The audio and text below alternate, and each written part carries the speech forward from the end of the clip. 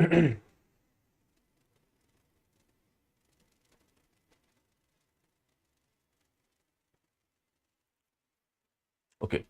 So good morning everyone. My name is Lalit Soni and you are watching Drishti IAS. In today's live session, we'll be discussing Indian Express of the day. Okay, and as you know that today is the 30th of May and we'll see our articles which are important for your examination. Okay. So this is the front page of the newspaper. Here one article is there which is related to S&P's rating. So we'll talk about that. They have revised India's outlook when it is when it's coming to the investments, etc. So we'll talk about that. Then hottest in 80 years. You know that Delhi's one or two stations in Delhi, they have crossed the temperature of 52 degrees Celsius as well. So that is why it is considered in the last 80 years it is hottest right now. Okay, and we have seen like 2-3 articles with respect to that, like why there is this increase in the hotness this time, because when we are talking about the global warming etc., that is there, but this time Delhi is feeling hotter because of the increase in the humidity as well. Whenever there is an increase in the humidity, there will be certain your metabolism activities, or you can say your bodily activities mechanisms are there which are there to cool down the temperature of the body, like sweating. Okay, but if humidity is there and the moisture is already present in the atmosphere, so the evaporation of the sweat will not happen and that will not give you the cooling effect, and because of which we are feeling more hot than previous years. So that is about that. We have talked about that, so I will not go into details now. Other than that, these articles are kind of, you can say, political in nature, so we will not go dwell into that. We will talk about this article. One is related to S&P's ratings, which we have already, as I told you, that this is the article, we will talk about it. Then worst floods in Manipur. You know that there was this cyclone which has hit the West Bengal coast, and because of which there are these floods which are happening in the Manipur. Now what happened is that when it enters through the West Bengal and move towards the northeastern areas of India. Okay, so we'll talk about that. Then trade disputes causing high temperature. How trade dispute or the global trade disputes are causing high temperature, or you can say temperature change in the environment. We will talk about that as well. Then there will be an article from around the world. Then for your own read, there is one article, and there will be a practice question in the end of the session. Okay, so let's start with the discussion over here. So first, our practice question which was there: where did Swami Vivekananda famously meditate and attain enlightenment, marking a pivotal moment in the spiritual journey, in his spiritual journey? Okay, Varanasi, Haridwar, Rishikesh, and Kanyakumari. Now this answer is Kanyakumari, and Kanyakumari has been in news because PM to visit Kanyakumari, and that is why it becomes significant spot for us to know about it. So in the map based question or something related to the significance of Kanyakumari, they might ask you. Okay, now moving further, we'll start with the discussion that is related to S&P ratings ahead of the Lok Sabha. Ahead of the Lok Sabha results, S&P revises India's outlook to positive. Hold on a second.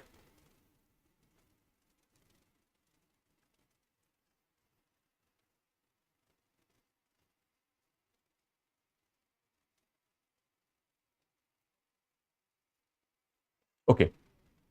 So ahead of Lok Sabha results, S&P revised India outlook to positive. Now, when we are talking about this outlook or the investment grades, etc., these are basically related to something. You can say these are market indicators. Okay, how our economy is performing. So on the basis of that, and how our financial institutions are performing, how much confidence the people have in the institutions. So that is the, you can say, index of that. Let's say retain rating is the same. When we are talking about the rating, we have BAA minus rating as of now. Okay, then says continuity in the reforms policies expected regardless of the outcome. Now they are saying that why they have actually said that it is outlook is positive for India, because after the elections also they are saying that despite the results of the election, whatever happens, but still the continuity in the policy will be there, and because of which there are, or other than that, there are certain reforms which has been done, and because of which the market will be stable, and that is why this is a you can say positive outlook over here. Let's talk about the article here. S&P Global Ratings on Wednesday revised up the outlook for India to positive from stable and retained BBB minus long term and A minus 3 short term, you can say unsolicited foreign and local currency sovereign credit ratings. These are the credit ratings. Credit rating means that you can say when we are talking about giving a credit to someone, and we will see that how is the possibility that they will be returning it back. Okay, so that is credit rating. Okay, when we are talking about this BBB minus, let's see here, I'll tell you beforehand only. So these are S&P's ratings. Okay, so top one is AAA. That means that high credit quality is there, minimum credit risk is there. But it means that if you give loan to that particular country or institutions in that particular country, their loan will not be very risky. They will come back to you. Okay, then AA plus, AA or AA minus. That is very high credit quality, very low credit risk. So that is similar. Then A plus, A minus, and then there comes this BBB plus, BBB and BBB minus. Okay, so we are right now in this particular category, and when we are talking about the similar ratings which is given by Moody's, where we are on Baa3. Okay, now coming to the description, what kind of situation we are in right now. So good credit quality, okay, that is one thing, and currently low credit risk. Okay, so even in India, if someone is giving loan to in any institutions like our developmental bodies, etc., so there won't be any risk attached to it because we are secure right now. Okay, so for the international market who are to invest in India, they will see these ratings and they will see that yes, this is a safe destination. They can go for the investments over here, they can go for the credits over here. Okay, so that is the, you can say, significance of these credit rating agencies. Okay, now coming to the article again, here they are saying that they have not changed the ratings are the same, but they have made a positive outlook. Okay, and here you can say continued policy stability, deepening economic reforms and high infrastructure investment will sustain long-term growth prospects for India. So because of these three elements which are discussed over here, that is you can say economic reforms which has been done in the last 10 years, and then there is this continuity in the policy and the long term, you can say, the infrastructure investment that will lead to a growth, or you can say long-term economic growth in India. Last revised up outlook to stable from negative was in 2014. Okay, earlier we were there in the negative outlook. Okay, negative outlook means that is not something, you can say, good for us, and in 2014 the last time it changed to negative to stable. Okay, and rating has changed in 2007 from BBB minus to BB plus, BB plus to BBB minus. Okay, so that was kind of, you can say improvement at that point of time also, but these are very old news. You don't have to remember this, just remember that right now the credit you can say rating is BBB minus as of now, and if you talk about you can say Moody's, that is Baa3. Okay, so just remember that. Now what are the implications? Okay, so India's solid growth performance and the promising economic outlook for coming years. So that is what they are saying, that considering the continuity in the policy, or continuity in the whatever policy or the reforms which has been taken by the previous governments, if that stays, that means that the performance will be better, growth performance will be better, and it will be a promising economic outlook. Okay, now series of macroeconomic reforms undertaken since 2014, substantial outlay for the capex, that is capital expenditure, and then the fiscal discipline and the decision and the visionary leadership. These are the reasons which has been attached to the particular positive outlook. The thing is, when we are talking about the macroeconomic reforms, there is this IBC related reforms were there, GST was there, all these reforms which has been taken in the economic field. Okay, other than that, the capital expenditure, we have gone for the various infrastructure creations, we have tried to go for the less of red tapeism, we have gone for the single windows, etc. Okay, then fiscal discipline and decision and the visionary leadership. India is well on the track to become third largest economy and then Viksit Bharat by 2047. So these are the basically, you can say, motto of our government right now. If growth remains robust, monetary policy ensures low inflation. Okay, whenever we talk about the inflation growth, when we talk about the monetary policy, etc., so we see that either we can focus on the growth, we can focus on the inflation. Okay, because if inflation is controlled, that means that there will be a less incentive for the growth. Okay, but the thing is, these are not one way kind of indicators. Okay, so whenever when you will see that if there is a policy change or in the monetary policy, so we will reading the statement by that, we will gather that right now they are focusing on the growth, right now they are focusing on the inflation, right now they are not worried about the inflation, they are just focusing on the growth, because inflation is a part of that. Okay, so these are certain things. So here, if the growth remains robust, monetary policy ensures low inflation, and the government commits itself to the fiscal consolidation. Okay, so there are three roles are there. One, if growth is robust, that is market is fine, then monetary policy, that is RBI, will focus on the inflation part, and the government will focus on the fiscal policy part. Okay, so these three are the roles which is taken by the three different agencies over here. It is likely that S&P would revise up India's rating too. So now we are saying that if these three conditions are there to stay, there are chances that S&P would go for betterment of the ratings as well. They will revise the ratings as well. Okay.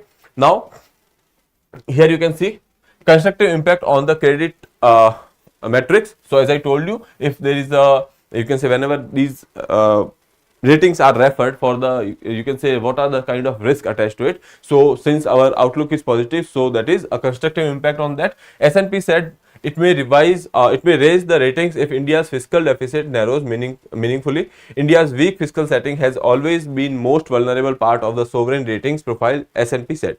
Okay.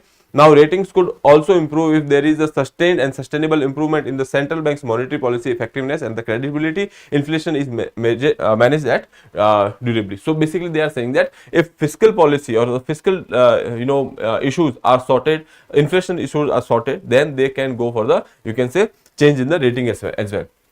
BBB minus is considered to be the lowest investment grade rating. It is lowest investment grade rating. Other than that, if we see over here in this particular description here, you will see this is the lowest investment grade. Other than that, you will see issuer faces many uncertainties. Okay, so from this onwards, here you will see that all of them are negative outlooks. Okay, so this is the lowest of investment. Like these are the four places where you can go for the investment. Among them, this BBB minus is the lowest one. Okay, so that is what the writer is saying over here, is that this is the lowest one. But when we see that below this, all of them are basically vulnerable or negative outlooks. Okay, now here you will see S&P projects general government deficit, which include fiscal deficit of the state and center, to slowly decline to 6.8% by the financial year 27-28 from 7.9% of the GDP right now, that is in 24-25. So right now they are saying that they are talking about the fiscal deficit combined of central government as well as the states. Okay, when we are talking about the central governments right now, that is somewhere around 5.9%. okay, but they are talking about central plus state combined, and they are saying that it is currently at somewhere around 7.9 and it should decline to 6.8 by 27-28. okay, the ratio of the general government debt to GDP is projected to decline to 81% by 27-28 from 85% 23-24. Okay, so they are basically saying that right now it is 85% and it will be declining to 81% by 27-28. okay, so that is there. Now, other than that, government spending is going to into the infrastructure, and this will ease the bottlenecks to put the country on the higher growth trajectory. Obviously, investments are always welcome. Okay, then remarkable comeback from the COVID-19 pandemic, with real GDP estimation to have averaged 8.1% annually in the past 3 years, highest in the Asia Pacific region. So when we are talking about the after COVID, okay, we were doing good before COVID, okay, and then after COVID, if we talk about the recovery, India is doing very well when we are talking about the Asia Pacific region. Even overall globally, if we see, other countries are still facing post COVID issues. Okay, when we talk about the global value chain or the global supply chain, etc. okay, India is doing better than that. Okay, now here you will see, I have already talked about this particular thing. Here you can say infrastructure spending, capital expenditure is scheduled to increase to 11 trillion rupees or 3.4% of the GDP in the financial year 24-25. You don't have to remember this. Just remember that infrastructure spending is increasing, capital expenditure is increasing. Okay, we believe the improvements in the infrastructure and connectivity in India will remove the choke point which are hindering the long-term economic growth. Okay, so that is there. Then caution that there could be a downside revision in India's outlook to stable if there is erosion in the political commitment to maintain sustainable public finances. So obviously, if you are not maintaining this situation right now, if there is some kind of issue in the fiscal deficit front or the inflation front, in that case this outlook might go from positive to stable again. Okay, if we are hoping that they might give us a positive outlook, we should be ready for the negative ones if we are not doing well on that front. Okay, now moving further to the next article, that is hit by cyclone, Manipur sees worst floods in 2015, 2 are killed over here. Hold on a second.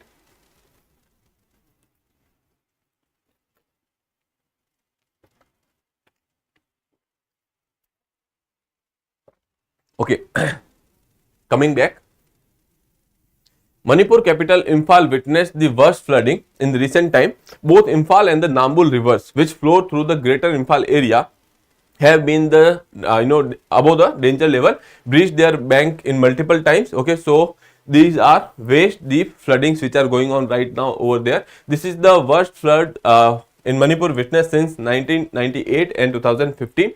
The low-lying area of valley and the hill districts have been heavily submerged. Okay, they are saying that with 155 people moved to relief shelters in the Barak Valley district of Karimganj and the Chachar, which are also affected by the river bank amendment, or you can say river bank embankment breaches. Okay, now let's talk about a little bit of Manipur over here. Manipur looks something like this. Okay, this is the somehow you can say the physiography of Manipur, and this is the valley part. Okay, various rivers like Nambul river and this Imphal river, these are crossing through this particular area, and right now this area is facing these worst floods. Okay, what happens is that that there is this something like this. We will have the map over here of the northeast. The West Bengal coast too, they have entered to the cyclone has entered to the northeastern region as well. Okay, and because of which here you will see that Manipur is here, and that is facing some kind of rains over there, because of which the water levels in the rivers has increased, and that is why we are facing these floods in Manipur. Okay, now when we are talking about the geography or the physiography of Manipur here, as I told you, this is the valley part. Okay, and this is the most populated part as well, most dense population, or you can say the most population density is here in this particular part. Okay, so right now the flooding is affecting this particular part by rivers like Imphal and Nambuk. Okay, we will see. So please remember that other than that, these are basically your hilly areas surrounding this. These are hilly areas. Okay, Manipur we have already talked about. There are various issues which are going on in Manipur, because of Manipur has been in the news. So it is imperative for you to have a look at the rivers, protected areas, or what are the important sites which are in the news in the Manipur. Okay, so that is why I have taken this article. Now we will talk about 2-3 rivers over here. We will see where they are located. Okay, so that if they ask you in the exam, so just remember that. Okay, now when we are talking about these floodings, these are the worst floods since 1988, then 2015, and as I told you, with 155 people moved back to the relief shelters in the Barak Valley. Okay, Barak Valley they have moved because Barak river flows somewhere over here in the hilly region, and that is why they are little bit above the you can say that particular valley region. What was the answer to yesterday's question? Okay, so yesterday's question was related to Vivekananda and where he has got this you can say enlightenment, or you can say, so the answer was Kanyakumari. Okay, okay, fine. Now here you can see this is the map of Manipur. Okay, so see, this is something like this Manipur will be. Okay, so this is the map. Now here you can see this is your Loktak Lake. Loktak Lake is very important for you. Okay, other than that, you should know that there are certain features are there. So please go through this particular lake and know about its specification. Now here you can see this is the river, that is Nambul river. Okay, this is Nambul river which is going into the Loktak Lake. Then here you can see this is Imphal river. Okay, this is basically your Imphal river.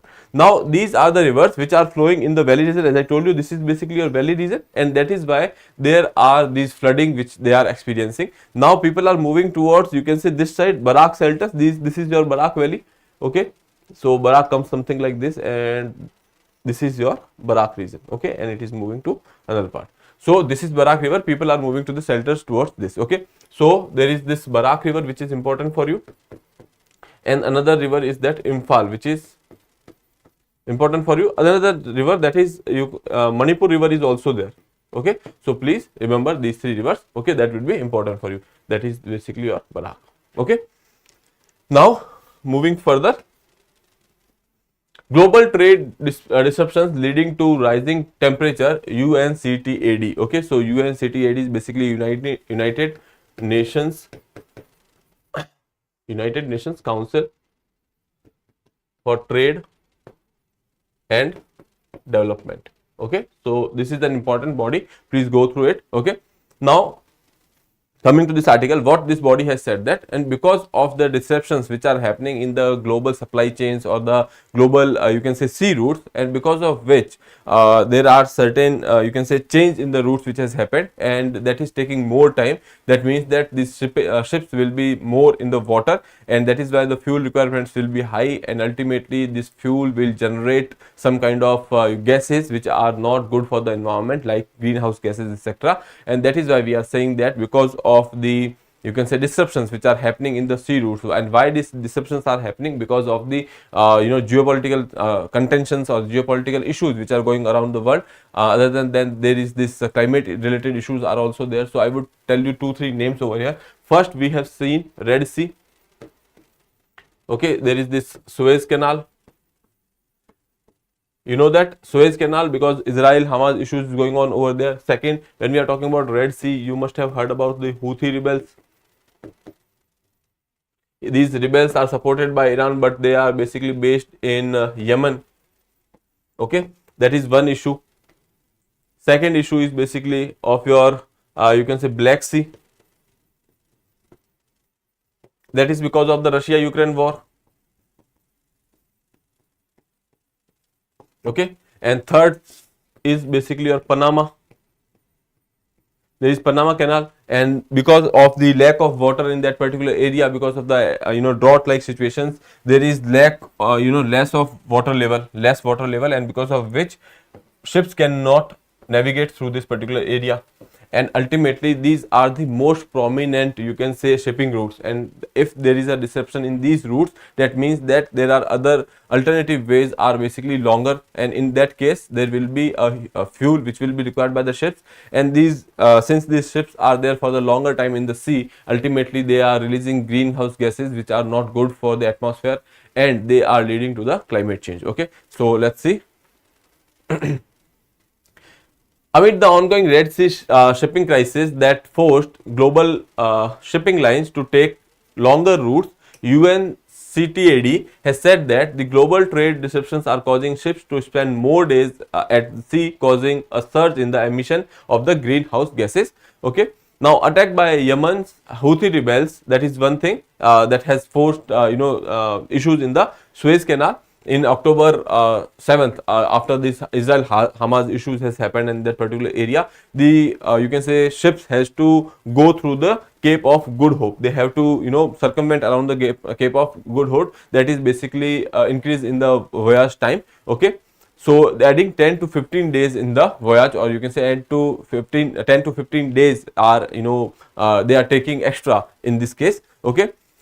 Then coming to the next part, that is basically there is your issue of Russia-Ukraine, which we have already discussed. The third is the Panama, which we have already discussed here. Against this backdrop, the UN Trade and Development Secretary General Rebecca Greenspan spotlighted the urgent need to take global production and the distribution networks more inclusive and sustainable and resilient. So basically they are saying that to make the supply chains or the sea routes, etc., to make them more resilient, more inclusive and sustainable. Okay, so that even if something like this happens, in that case also you don't have to go through such trouble, and there is no harm to the environment.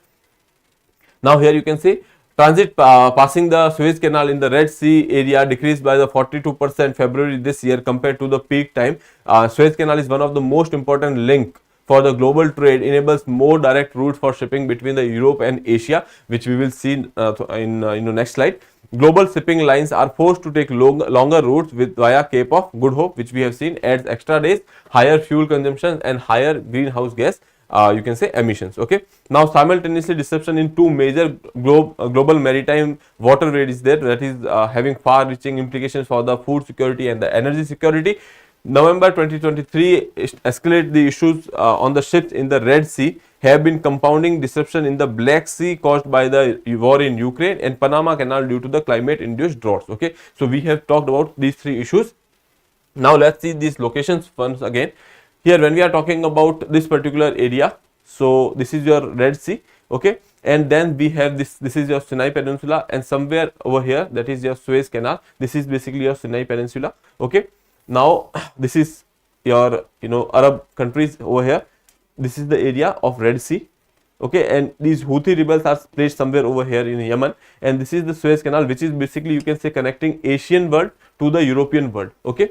So that is connecting to the Mediterranean, and Suez Canal is facing issues because of the issues of Houthi rebels over here. They are making chaos in this particular area, and ultimately you cannot access this area, okay. Now because of which what they have to do is they have to go through this particular way, okay. So ultimately that will take 10 to 15 days extra, okay. This is Cape of Good Hope, okay.